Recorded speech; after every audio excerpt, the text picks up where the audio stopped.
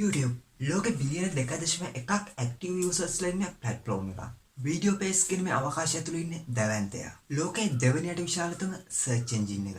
ලෝකේ වැඩි දෙනෙක්ගේ ටීවී බලන එක නැති කරලා ටීවී channel කාරයන්ට නිින්ද නැති කරපු ප්ලැට්ෆෝම් එක. Google එකේ CEO එක තැනකදී කියලා තියෙනවා YouTube කියන්නේ ඕගොල්ලන් ගෙදර තියෙන ටීවී එක අනාගතයේදී රීෆ්‍රෙෂ් කරන ප්‍රොඩක්ට් එකක් කියලා. ඉතින් අපි අද කතා කරන්න යන්නේ අන්නේ YouTube ගැන. ඔයාලා තාමත් මගේ YouTube channel එක subscribe කරලා නැත්නම් දැම්ම වරතුපට subscribe button එක ඔබලා bell icon එක touch කරන්න අමතක කරන්න එපා. මම දාන හැම වීඩියෝ එකක්ම ඔයාලා ගාවටම ගෙන්න ගන්න. එහෙනම් අපි වීඩියෝ එකට ගිහින් බලමු. අද මොනවද ඔයාලට YouTube ගැන දැනගන්න තියෙන්නේ කියලා.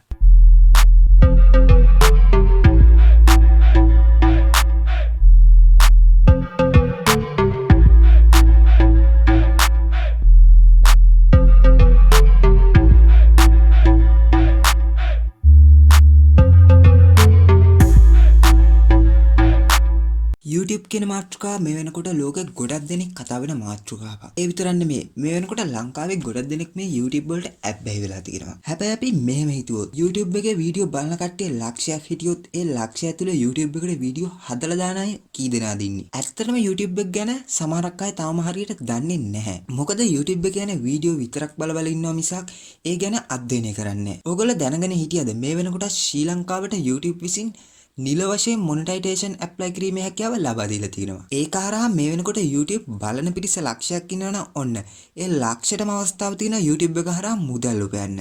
හැබැයි ඉතින් ඒකට නම් ඔයගොල්ලෝ වීඩියෝ බල හිටියට හරියන්නේ නැහැ. ඔයාට ඒ සඳහා YouTube එකට වීඩියෝ අප්ලෝඩ් කරන්න වෙනවා.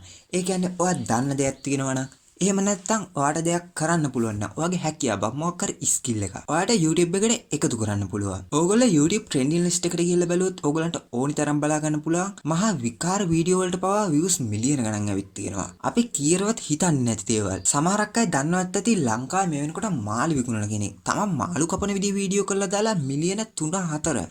සමහරක් වීඩියෝ එයාගේ තිබ්බා මිලියන 10 ගහපුවා. ඉතින් මෙච්චරටම එයාට famous වෙන්න පුළුවන් YouTube එකේ ඇයි අපිට බැරි?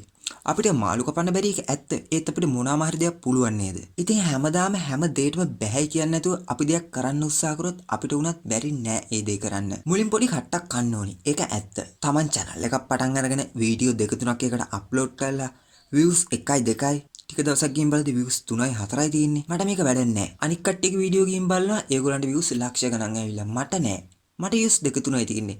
එහෙම කියලා ගොඩක් අය කරන්නේ ඒ වැඩේ අතහැරලා දානවා. අන්න එතන තමයි හැමෝටම වරදින්නේ. YouTube එක කියන්නේ එක්කෙනෙක්ට එක විදිහක සලකන අනිත් කෙනාට අනිත් විදිහට සලකන platform එකක් නෙමෙයි. හැමෝටම එක වගේ එක සලකන්නේ. තමන් හොඳ දෙයක් YouTube එකට ඉදිරිපත් කරනවා නම් මිනිස්සු එක බලනවා නම් මිනිස්සු එකට කැමති නම් අනිවාර්යෙන් ඒක YouTube එක විසින් ඉස්සරහට අරගෙන යනවා. ඔයාට මුලින්ම කරන්න තියෙන්නේ YouTube එකේ මොනවාද මේ දවස්වල ප්‍රසිද්ධ දේවල්. එහෙම නැත්නම් ජනප්‍රිය. ඒ දේවල් ගැන පොඩ්ඩක් හොයලා බලන්න. ඒ දේවල් ගැන රිසර්ච් එකක් කරලා තමන්ට තියෙන හැකියාව ගැනත් පොඩ්ඩක් කල්පනා කරලා තමන්ට ඉදිරිපත් කරන්න පුළුවන් මොනවාද YouTube එකට ගැන. තමන්ටම කියලා ඔඩියන්ස් එකක් ගොඩනගා ගන්න ඕනි තමන් මුලින්ම. ඒක බොහෝ දුරට තමන්ගේ ස්කිල් එක. එහෙම නැත්නම් තමන්ගේ හැකියාවත් එක්ක කරන්න ඕනි දෙයක් මිසක් තමන් ආවට ගියාට තමන්ට හිතිච්ච වීඩියෝ එක ඉස්සරහට දාලා එහෙම නැත්නම් YouTube එකට අප්ලෝඩ් කරලා එහෙම channel එකක් කරන්න හිතුවට සාර්ථක වෙන්න තියෙන ඉඩකඩ ගොඩාක් අඩුයි. මොකද එක්කෙනෙක් ඇවිල්ලා YouTube එකේ search කරනවා FB account එකක් අපි හදාගන්නේ කොහොමද කියලා. මම මේ උදාහරණයක් ගත්තේ. ඒ වීඩියෝ එක දැකලා වීඩියෝ එක හොඳයි කියලා හිතලා එයා ඒ channel එක subscribe කරනවා.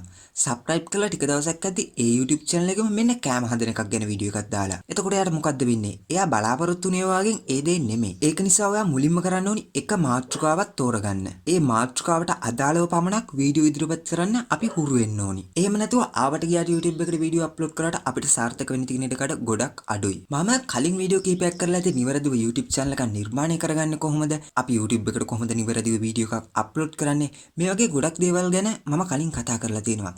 ඒවට ගොඩක් views ගොඩක් කමෙන්ට් ආවා. ඒකයි මම අද හිතුවේ ඕගොල්ලන්ට පොඩි අයිඩියා එකක් දෙන්න තමයි මොකද්ද මේ YouTube එකෙන් කරන්න ඕනි කියලා. එහෙම නැත්නම් අපි තෝරගන්න ඕනි මාතෘකාව ගැන. එක්කෙනෙක්ට කැම හදන්න පුළුවන්. එක්කෙනෙක් ටෙක් තොරතුරු ගැන දක්ෂයි.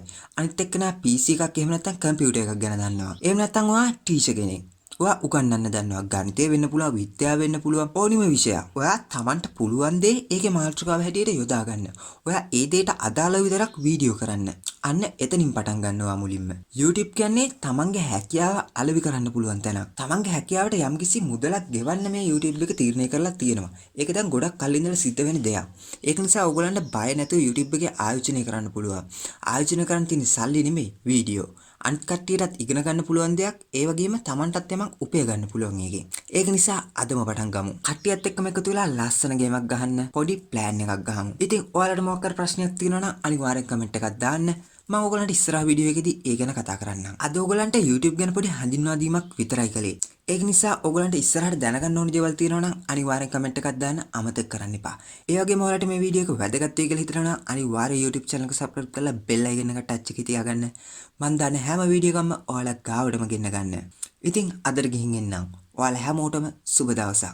අපි ඊගා වීඩියෝ එකෙන් ආයෙත් හම්බෙමු. කලපුතායක් එක්ක තුන ඔයාලා හැමෝටම ස්තුතියි.